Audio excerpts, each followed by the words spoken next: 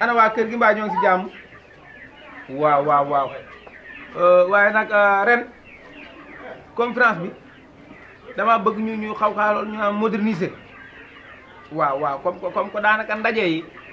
yi bari dañ koy aaye ñu xool ñi nga xam ne ñooy borom kër yi nekk si koñ bi ñu mën a ñëw mën a def conférence bi waaw fekkee nañ ko daan def daaw buñ ko fa defee wóorul waaw comme que feebar bi moom am na nu mu def réew mi dañ koy moytu rek comme que président yaa ngi wax sëriñ saa ngi wax te li ñuy wax lépp suñu njariñ la dañ ko moy rek waaw noonu li ma leen ko waxee woon rek defe leen ko noonu ndax man maa ngi waaj nii maa ngi waaj waaw 5 heures pile kay bu soob yàlla mu ñëw 5 heures pile rek incha allah mu ñëw waaw boo gisee mu jóge si juróom fukki junni dem si juróom benn fukki junni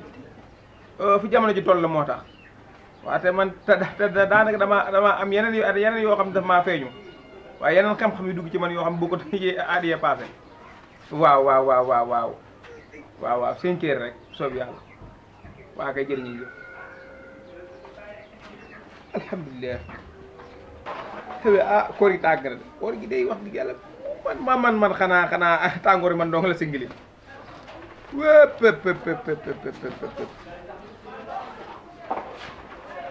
xool ko rek daal ay yére yu baax moom tay nag a sol damay wax a wax ba sonn rek seen yére yu bon yi ngeen di sol si weeru koor mu leen di ko bàyyi nan loolu mu doon loolu mu wóoy yow looy def nii lii fecc mbees la toos wóoy munoo wóoy xam nga ne laa liggéey sa affaire yi ñàkk fayda yi xajuma ci dama woor ba ngoon jot nga nekk ngeen def seen affaire yi caaxaan yi man xool ni ma tiitloo sa wóoy jee kan moo génne way bi kii Thiat Seck ki génne way bi waaw wóoyoo na yam si yow rek ñàkk nga jom trop nit ku baax day am fulla si boppam kur ba leen dikkal waay soof nga trop waay am ñaaraat rek